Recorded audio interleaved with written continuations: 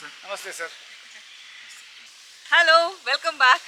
Actually ಇವತ್ತು ಅದು shoot ಮುಗಿಸ್ಕೊಂಡು ನಾ ಎಲ್ಲೋ ಹೋಗ್ತೀನಿ ಅಂತ ಹೇಳಿದೆ. ಬನ್ನಿ, ನಾವು ಬಂದಿರೋದು ಒಂದು ಬೇರೆ ಪ್ರಪಂಚಕ್ಕೆ ಬಂದಿದ್ದೀವಿ. ನಿಜವಾಗ್ಲೂ ಹೊರಗಡೆಯಿಂದ ಏನೂ ಅನಿಸ್ಲಿಲ್ಲ. ಒಳಗಡೆ ಬಂದ ತಕ್ಷಣ ನೆಮ್ಮದಿ ಅನಿಸ್ತಾ ಇದೆ, ಒಂದು ಖುಷಿ ಅನಿಸ್ತಾ ಇದೆ. ಪರಿಸರಕ್ಕೆ ತುಂಬ ಹತ್ತಿರವಾಗಿರೋ ಒಂದು ಜಾಗಕ್ಕೆ ಬಂದಿದ್ದೀವಿ. ಅರ್ದನ್ ಬ್ರೌನ್ಸ್ ನಿಮ್ಮೆಲ್ರಿಗೂ ನಾನು ಪ್ರಮೋಟ್ ಮಾಡಿ ತೋರಿಸಿದೆ. ಸುಮಾರು ಜನ ಆನ್ಲೈನ್ ಪರ್ಚೇಸ್ ಮಾಡಿದರೆ, ಅಷ್ಟೇ ಅಲ್ಲದೆ ಈವೆಂಟಲ್ಲಿ ಬಂದು ತುಂಬ ಸಪೋರ್ಟ್ ಮಾಡಿದ್ದೀರಾ.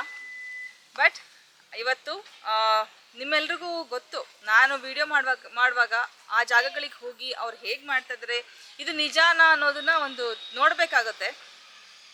ಅದೇ ರೀತಿ ಇವತ್ತೊಂದು ನೋಡ್ಕೊಂಡಂಗೂ ಆಗುತ್ತೆ, ಅವರನ್ನ ಖುದ್ದಾಗಿ ಭೇಟಿ ಮಾಡ್ದಂಗೂ ಆಗುತ್ತೆ ಅಂದ್ಕೊಂಡು ಅವರಿರೋ ಒಂದು ಜಾಗಕ್ಕೆ ನಾವು ಬಂದಿದ್ದೀವಿ.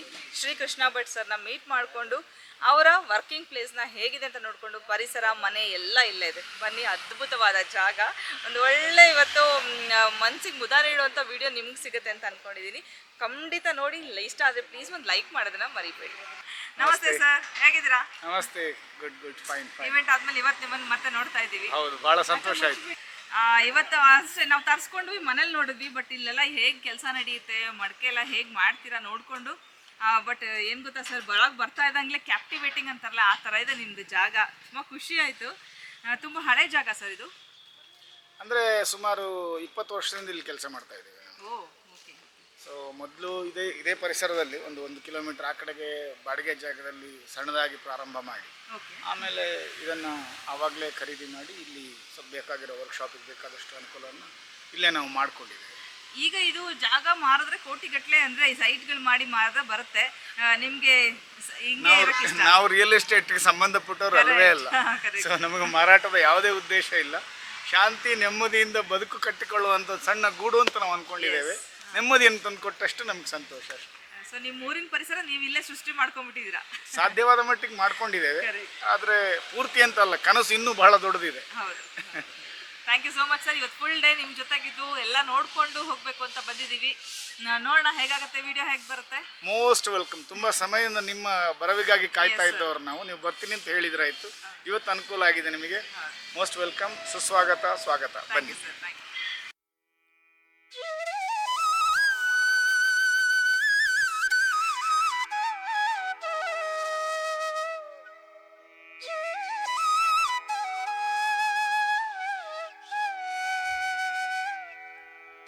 ಇವಳು ಲಕ್ಷ್ಮಿ.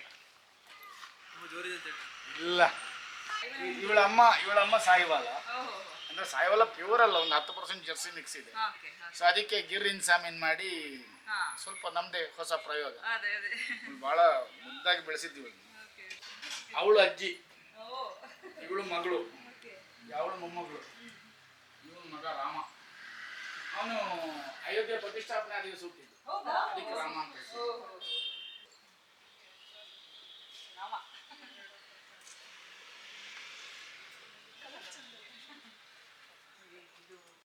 ಬನ್ನಿ, ನಿಮ್ಮನ್ನೊಂದು ಸುಂದರವಾದ ಪ್ರಪಂಚಕ್ಕೆ ನಾನಿವತ್ತು ಕರ್ಕೊಂಡು ಹೋಗ್ತಾ ಇದ್ದೀನಿ. ಈ ವಾತಾವರಣ ನೋಡಿದ್ರೆ ಏನನ್ಸುತ್ತೆ? ಬಹುಶಃ ನಿಮ್ಮಲ್ಲಿ ಯಾರಿಗೂ ಇದು ಬೆಂಗಳೂರು ಅಂತ ನಂಬಲಿಕ್ಕಾಗಲ್ಲ. ಹೌದು, ಗೇಟ್ ದಾಟಿ ಕಾಂಪೌಂಡ್ ಒಳಗಡೆ ಬಂದ ತಕ್ಷಣ ನಮಗನ್ಸಿದ್ದು ಹಾಗೇ. ನಾವೆಲ್ಲಿದ್ದೀವಿ ಅಂತ ಒಂದು ಕ್ಷಣ ನಮಗೆ ಆಶ್ಚರ್ಯ ಆಯಿತು. ಅಂಥ ಒಂದು ಸುಂದರವಾದ ಪರಿಸರ ಸ್ನೇಹಿ ಪ್ರಪಂಚವನ್ನು ಶ್ರೀಕೃಷ್ಣ ಭಟ್ ಅವರು ಸೃಷ್ಟಿ ಮಾಡಿಕೊಂಡಿದ್ದಾರೆ. ಹೌದು, 20 ವರ್ಷಗಳ ಹಿಂದೆಯೇ ಅವರು ಈ ಜಾಗನ ಕೊಂಡುಕೊಂಡು ಇಲ್ಲೊಂದು ಪುಟ್ಟ ಮನೆಯನ್ನು ಕಟ್ಟಿಸ್ಕೊಂಡು, ಆ ಮನೆ ಕೂಡ ನಮ್ಮ ಯಾವ ಮಲೆನಾಡಿನ ಮನೆಗೂ ಏನು ಕಮ್ಮಿ ಇಲ್ಲ, ಅಷ್ಟು ಅದ್ಭುತವಾಗಿದೆ. ಹೆಚ್ಚು ಕಡಿಮೆ ಒಂದು ಮಲೆನಾಡು ಸೈಡ್ ನೋಡ್ತೀವಲ್ಲ, ಆ ಥರ ಕಲ್ಲಿನ ಮೆಟ್ಟಿಲುಗಳಾಗಲಿ, ಹೆಂಚು, ಕೆಂಪಂಚು, ಹಾಗೆ ಈ ದೇವ್ರ ಮನೆ ನೋಡಿ ಎಷ್ಟು ಒಂದು ಸುಂದರವಾಗಿದೆ. ಅಲ್ಲಿ ಯಾವ ಆಡಂಬರನೂ ಇಲ್ಲ, ಯಾವ ತೋರ್ಪಡಿಕೆನೂ ಇಲ್ಲ. ಅಷ್ಟೊಂದು ಸರಳವಾಗಿ ಈ ಮನೆನ ಇಟ್ಕೊಂಡಿದ್ದಾರೆ. ಹಾಗೆ ಸರಳವಾಗಿ ಬದುಕನ್ನು ಕಟ್ಕೊಂಡಿದ್ದಾರೆ. ಅವರ ವೃತ್ತಿಯೇ ಆಗಿದೆ. ಹೌದು, ಮಣ್ಣನ್ನು ಚಿನ್ನವಾಗಿಸುವ ವೃತ್ತಿ ಮಾಡ್ತಾ ಇರೋದು ಶ್ರೀಕೃಷ್ಣ ಭಟ್. ಮಡಿಕೆ ಕೊಂಡ್ಕೊಳ್ಳುವಾಗ ಸಾಮಾನ್ಯವಾಗಿ ನೀವೆಲ್ಲ ಹೇಳ್ತೀರ, ಅಯ್ಯೋ ಇಷ್ಟು ಏನಂತಾರೆ, ಬೆಲೆ ಜಾಸ್ತಿ ಇದೆ ಅಂತ. ನಿಮಗೆ ಒಂದು ಮಾತು ಹೇಳಲಿಕ್ಕೆ ಇಷ್ಟಪಡ್ತೀನಿ. ಇನ್ನು ಒಂದು ದಿನ ಕಾಯಿರಿ, ಅಂದರೆ ನಾಳೆ ನಿಮಗೆ ಕಂಪ್ಲೀಟಾಗಿ ಸಂಪೂರ್ಣವಾಗಿ ಮಣ್ಣು ಯಾವ ಯಾವ ಮಣ್ಣಿಂದ ಮಡಿಕೆನ ಯಾವ ರೀತಿ ತಯಾರಿಸ್ಬಿಟ್ಟು ಇವರು ಯಾವ್ಯಾವ ರೀತಿ ಮಡಿಕೆ ಇವರಲ್ಲಿದೆ ಪ್ರತಿಯೊಂದನ್ನು ಒಂದು ಮಡಿಕೆ ಸೃಷ್ಟಿಯಾಗಿ ಬೆಂದು ಹೊರಗಡೆ ಬರೋಕ್ಕೆ ಮುಂಚೆ ಎಷ್ಟು ಕಷ್ಟ ಇದೆ ಅನ್ನೋದನ್ನು ನೀವು ನೋಡಿ. ಆಗ ಬಹುಶಃ ಯಾರೂ ಅದಕ್ಕೆ ಬೆಲೆ ಕಟ್ಟಲ್ಲ ಅಂತ ನಾನು ನಂಬ್ತೀನಿ. ನೆನ್ನೆ ಕೂಡ ಹಾಗೆ ನಾನು ಆ ಬಟ್ಟೆಗಳನ್ನು ತೋರಿಸುವಾಗ ನನಗೆ ಬೆಲೆ ಹೇಳಿಲ್ಲ ಅಂತ ಕೇಳ್ತಾ ಇದ್ರಿ ಅಲ್ವಾ? ಹೌದು, ಒಂದೊಂದು ಬಟ್ಟೆಗೆ ಒಂದೊಂದು ಬೆಲೆ. ಹಾಗೆ ಡಿಸ್ಕೌಂಟ್ಸ್ ತುಂಬ ಚೆನ್ನಾಗಿದೆ.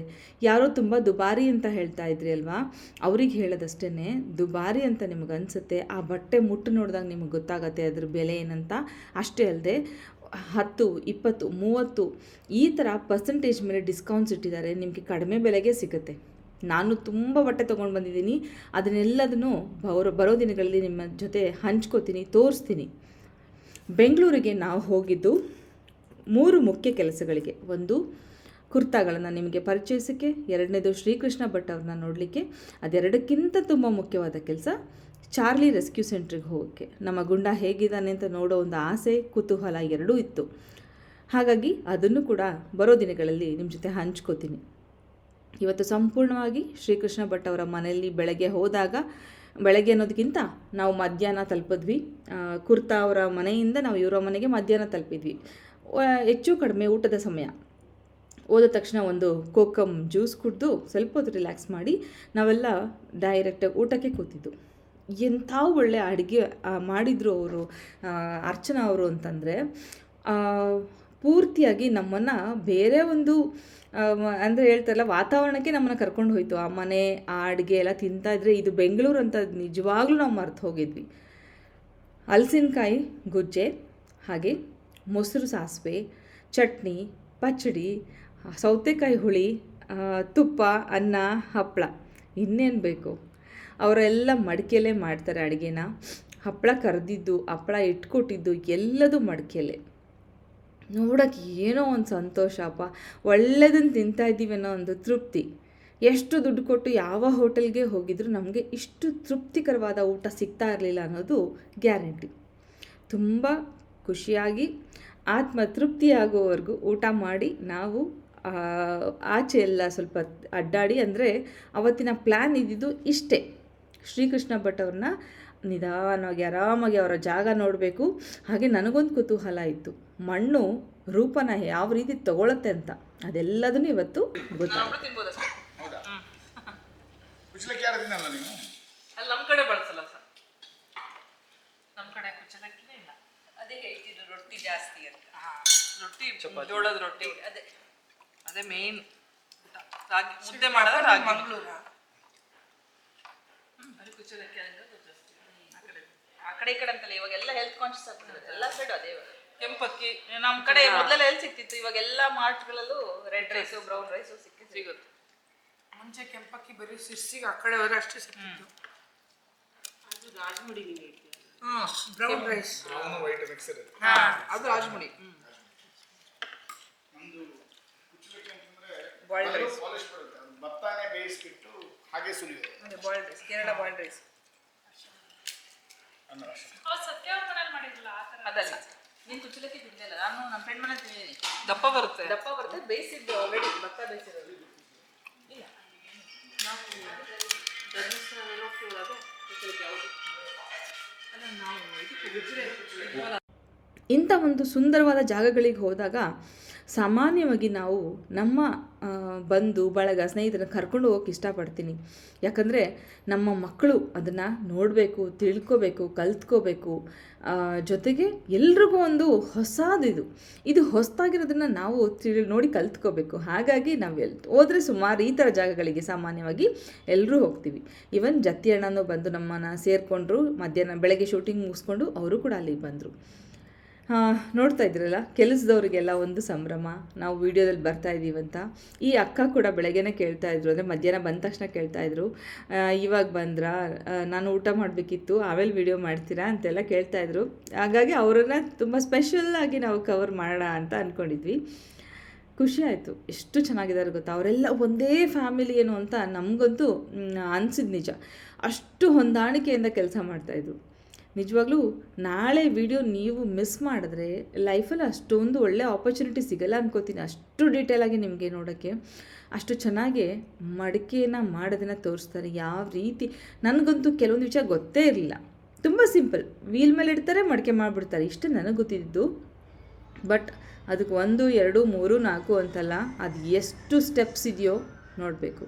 ಅಷ್ಟೇ ಅಲ್ಲದೆ ನೋಡಿ, ನಮ್ಮ ರಾಮ ಈ ವಾತಾವರಣದಲ್ಲಿ ಈ ಹಸು ಕರುಗಳ ಒಂದು ಇರುವಿಕೆ ಅದಕ್ಕಿನ್ನ ಒಂದು ಹೆಚ್ಚು ಒಂದು ಸಮೃದ್ಧಿ ಅಥವಾ ಹೆಚ್ಚು ಒಂದು ಸಂತೋಷ ನೆಮ್ಮದಿನ ಆ ವಾತಾವರಣಕ್ಕೆ ತಂದುಕೊಟ್ಟಿದೆ. ನಿಜವಾಗ್ಲೂ ಪುಣ್ಯವಂತರು ಇವರೇನೆ. ಹೌದು, ನಾವು ಯಾವ ಊರಲ್ಲಿದ್ರೇನೋ ನಮಗೆ ಬೇಕಾದ ವಾತಾವರಣನ ನಾವು ಸೃಷ್ಟಿ ಮಾಡಿಕೊಂಡ್ರೆ ನಿಜವಾಗ್ಲೂ ನೆಮ್ಮದಿಯಾಗಿ ಬದುಕ್ಬೋದು ಅಂತ ನನಗನ್ನಿಸ್ತು. ಎಲ್ಲ ಕೆಲಸದವರು ತುಂಬ ಬ್ಯುಸಿಯಾಗಿ ಕೆಲಸ ಮಾಡ್ತಾಯಿದ್ರು. ಅಷ್ಟು ಮಡಿಕೆಗಳನ್ನೆಲ್ಲ ನಾವು ಒಂದು ರೌಂಡ್ ಎಲ್ಲ ನೋಡಿಕೊಂಡು ಆ ನಂತರ ಸರ್ಗೆ ಹೇಳಿದ್ದು, ಸರ್ ಸ್ಟೆಪ್ ವೈಸ್ ನಮ್ಮ ವ್ಯೂವರ್ಸ್ಗೆ ನೀವು ತೋರಿಸ್ಲೇಬೇಕು.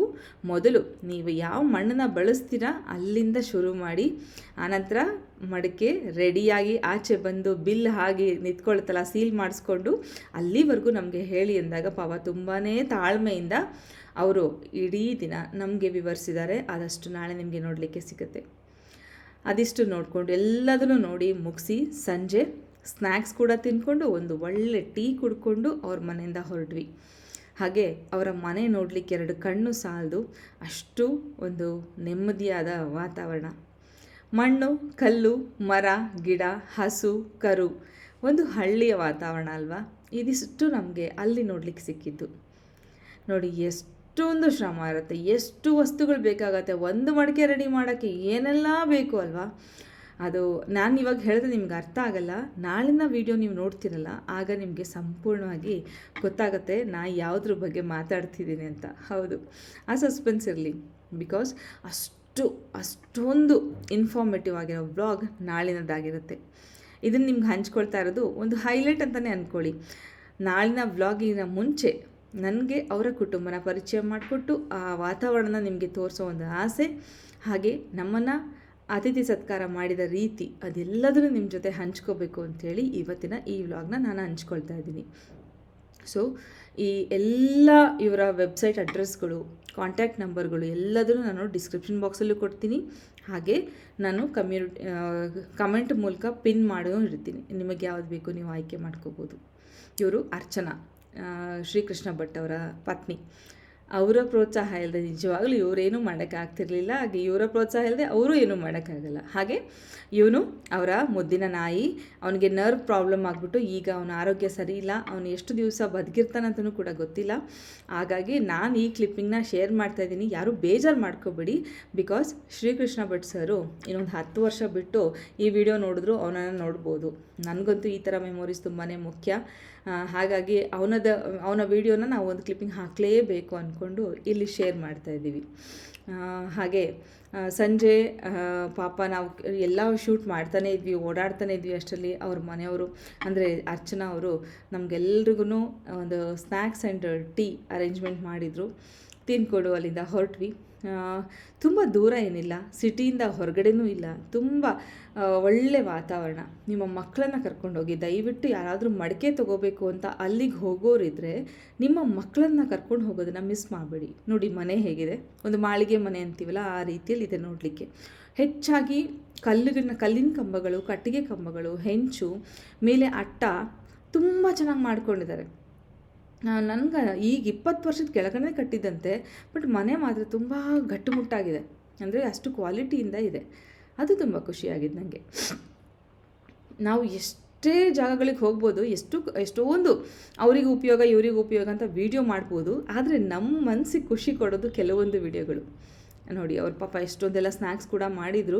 ಕ್ರೆಡಿಟ್ ಅವ್ರಿಗೆ ಹೋಗಬೇಕಲ್ವ. ಹಾಗಾಗಿ ಈ ಸ್ಮಾಲ್ ಕ್ಲಿಪ್ಪಿಂಗ್ನ ನಾನು ಇಲ್ಲಿ ಶೇರ್ ಮಾಡ್ತಾಯಿದ್ದೀನಿ. ನಮಗೆ ಅವರು ನಾವು ಹೊಸಬ್ರು ಮನೆಗೆ ಹೋಗಿದ್ದೀವಿ ಅಂತ ಯಾವ ಕ್ಷಣದಲ್ಲೂ ಅನ್ನಿಸ್ಲೇ ಇಲ್ಲ. ಅಷ್ಟು ಆತ್ಮೀಯತೆಯಿಂದ ನಮ್ಮನ್ನು ಕಂಡು ಕಳಿಸಿದರು. ನಾವು ಹೋಗಿದ್ದಷ್ಟೇ ಅಲ್ಲ, ನಮಗೇನು ಬೇಕೋ ಅದನ್ನು ಕೊಂಡ್ಕೊಂಡು ಕೂಡ ನಾವು ಬಂದ್ವಿ.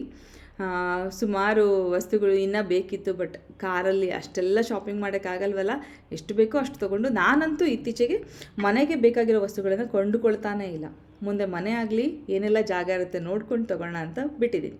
ಈ ವ್ಲಾಗ್ ಇಷ್ಟ ಆದರೆ ಪ್ಲೀಸ್ ಒಂದು ಲೈಕ್ ಮಾಡೋದನ್ನು ಮಾತ್ರ ಮರಿ.